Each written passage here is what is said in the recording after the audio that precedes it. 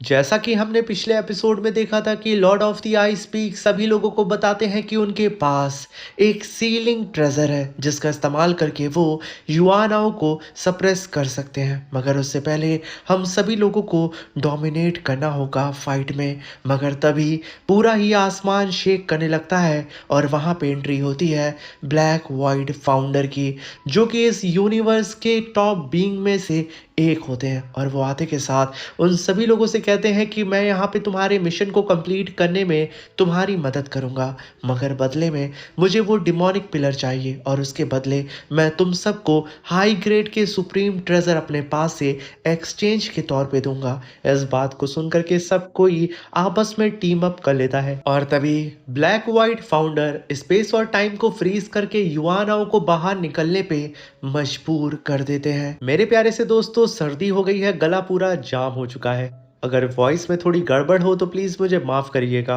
अब यहाँ पे हम इस नॉवेल वीडियो को स्टार्ट करते हैं। इस एपिसोड की स्टार्टिंग में Lord of the black white founder सभी लोगों को आदेश देते हैं कि एक साथ जाकर के युआनाओं के ऊपर अटैक करो। सारे ही पावरफुल कल्टीवेटर एक साथ अपनी पावर को अनलेश करके युआनाओं के ऊपर टूट पड़ते हैं। युआनाओ उन सभी लोगों को अपनी तरफ आता हुआ देख करके अपने वेपन को यानी कि अपने हैमर और अपनी शील्ड को दूर फेंकता है और तुरंत अपनी पावर को अनलेश करके डेमोनिक पिलर को समन करता है। और जैसे ही उसके अपोनेंट बिल्कुल युआनाओ के करीब आते हैं, युआनाओ एक काफी पावरफुल अटैक अपने डिमोनिक पिलर से करके एक ही बार में उन सारे ही कल्टीवेटर्स को उठा के पीछे फेंक देता है। तभी वहां पे lord of the ice peak आगे बढ़ते हैं और वहां पे space freeze lock ice domain को एक्टिवेट करके युआनाओ को एक ही जगह पे फ्रीज करने की कोशिश करते हैं। लेकिन ये सबसे पहला हिंट होता है कि युआनाओ कोई नॉर्मल अपोनेंट नहीं है, क्योंकि यहाँ पे lord of the ice peak ने अपनी कुछ पावरफुल टेक्निक में से एक टेक्निक का इस्तेमाल किया था। युआनाओ एक ही ब्लो के साथ अपने डिमोनिक पिलर को सिर्फ मूव करता है। Lord of the ice peak के अटैक को वो चकनाचूर कर देता है। Lord of the ice peak छटक करके पीछे जाते हैं और युआनाओ के इस डिमोनिक पिलर की पावर को देख करके वो खुद हैरान हो जाते हैं, क्योंकि उनके इस पावरफुल डोमेन को इतनी आसानी से तोड़ पाना अच्छे अच्छे कल्टीवेटर्स के बस की बात नहीं थी।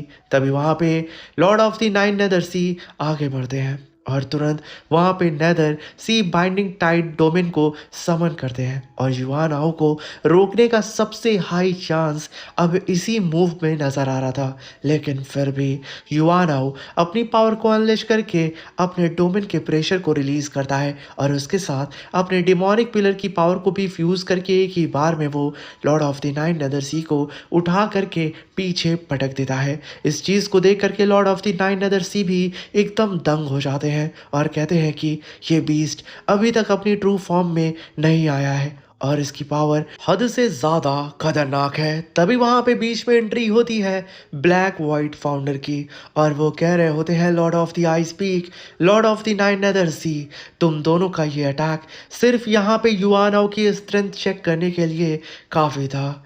इससे ये साबित होता है कि वो बहुत ज़्यादा पावरफुल हो चुका है उस डिमोनिक पिलर की वजह से। तभी वहाँ पे ब्लैक वाइट फाउंडर अपनी पावर को अनलेश करके एक पार्टिशियल फॉर्म एक्टिवेट करते हैं अपना।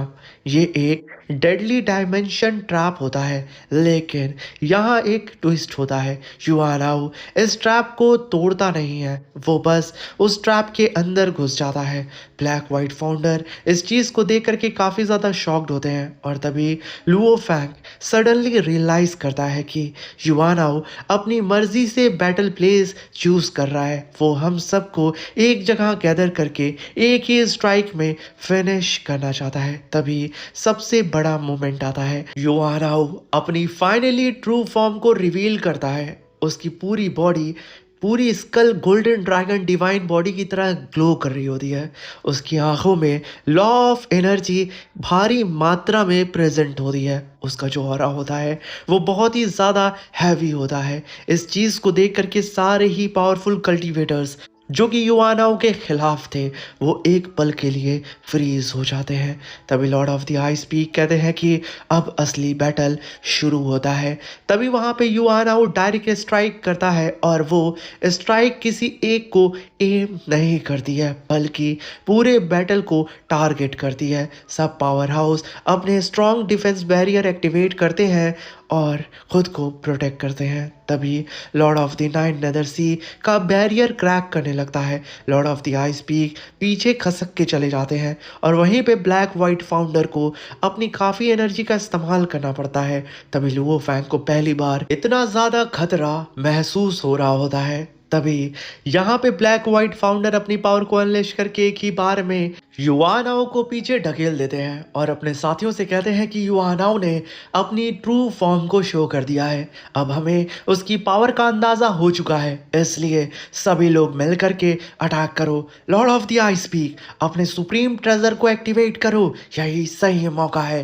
तभी वहां पे lord of the ice peak अपने सुप्रीम सीलिंग ट्रेजर को एक्टिवेट करते हैं और पूरे के पूरे युवानाओ सीक्रेट रैलम को ही वो उस ट्रेजर के अंदर सील करने की कोशिश करते हैं, जिसके अंदर खुद युवानाओ फंस चुका था। वो यहाँ पे अपने ब्लैक डिमोनिक पिलर को लेकर के बहुत ही तेजी से भागने की कोशिश करता है, मगर उसका रास्ता लुओ फैंग और साथ में एम्परर यान उसके ऊपर मल्टीपल अटैक करके उसे सप्रेस करने की कोशिश कर रहे होते हैं कि बेटा अब तो तू भाग नहीं सकता है। और अब हमें यहाँ पे पता चलता है कि ये सारा ही प्लान ब्लैक वाइट फाउंडर का होता है कि युवानाओं को पहले थकाओ, उससे खुद पे इतना विश्वास दिला दो कि वो अकेला ही हम सबको हरा सकता है और वो कहीं ना कहीं एक बार गलती करेगा, उसी गलती का इस्तेमाल करके हम उसे सील करेंगे। और वहीं पे युवानाओ सीक्रेट रैलम के सारे ही लोगों की हालत खराब हो रही होती है और वहीं पे युवानाओ जो कि इस समय Lord of the ice peak के इस टेरिफाइंग सीलिंग ट्रेजर के अंदर कैद हो रहा होता है, वो तुरंत अपने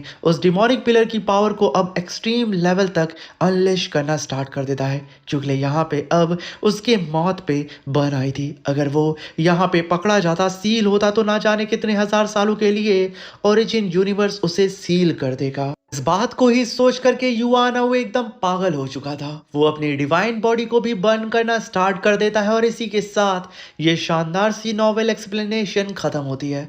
अब मिलते हैं इसके नेक्स्ट ऑफिशियल वीडियो में। अगर आप इसकी नेक्स्ट नॉवेल वीडियो जल्दी देखना चाहते हो तो चैनल को सब्सक्राइब करके वीडियो पे 2K लाइक कंप्लीट कर दें। मैं इसका नेक्स्ट एपिसोड अपलोड कर दूंगा।